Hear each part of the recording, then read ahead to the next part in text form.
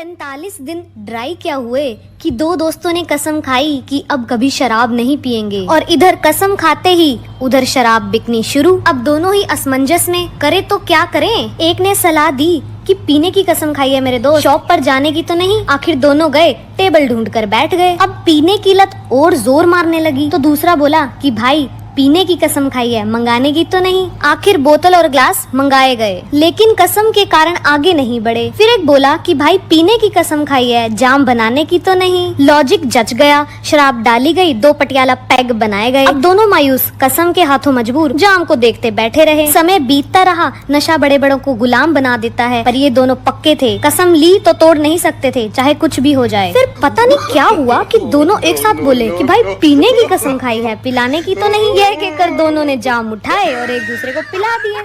अब आप लोग ये बताएं कि कसम टूटी या नहीं।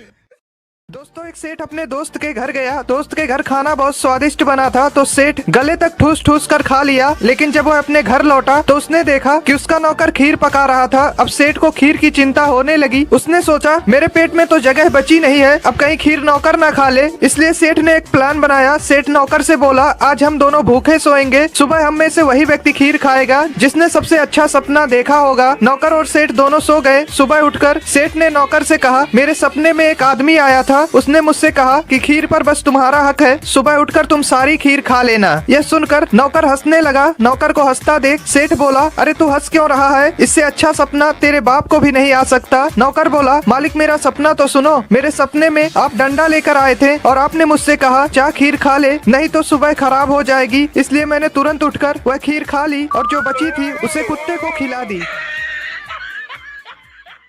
दोस्तों, एक सेठ ने अपना कुआं एक आदमी को बेच दिया। अगले दिन जब वह आदमी उस कुएं से पानी लेने गया तो सेठ ने उसे पानी नहीं निकालने दिया। सेठ बोला, मैंने तुम्हें कुआं बेचा है, पानी नहीं, इसलिए तुम कुएं से पानी नहीं निकाल सकते। आदमी दुखी होकर सेठ के नाम मुकदमा कर दिया। कोर्ट में जब जज ने सेठ से पूछा, आपने उस आदमी को कुआं बेच दिया है, फिर आप उसे कुएं से पानी का उपयोग क्यों नहीं करने देते। सेठ बोला, साहब मैंने कुआं बेचा है, पानी नहीं, उसे कुएं से पानी निकालने का कोई अधिकार नहीं है। इतने में जज साहब मुस्कुराए और बोले, जब तुमने उस आदमी को कुआं बेच दिया है और तुम दावा करते हो कि पानी तुम्हारा है, तो तुम्हें इस आदमी के कुएं में अपना पानी रखने का कोई अधिकार नहीं है। या तो तुम अपना सारा पानी कुएं से निकाल लो, या फिर अपना पानी उसके कुएं में रखने के लिए उसे किराया दो। सेठ समझ गया कि उसकी चाल फेल हो गई।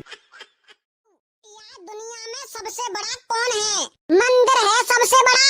मंदिर बड़ा तो धरती पर क्यों खड़ा? तो फिर धरती बड़ी है, धरती बड़ी तो शेषनाग पर क्यों खड़ी? ओए शेषनाग बड़ो है, शेषनाग बड़ा तो शिव जी के गले में क्यों पड़ा? शिव जी बड़े तो फिर पर्वत पर क्यों खड़े? पर्वत बड़ो है नहीं। पर्वत बड़ा तो हनुमान जी की उंगली पर क्यों खड़ा? अरे यार हनुमान जी बड़े हैं, हनुमान जी बड़े तो श्री राम जी के चरणों में क्यों पड़े? और मुझे ध्यान आएगा, श्री राम जी बड़े हैं। अच्छा श्री राम जी बड़े हैं तो फिर रावण के पीछे क्यों पड़े? अरे तो फिर तू ही बता दे, कोवे सबंते बड़ो।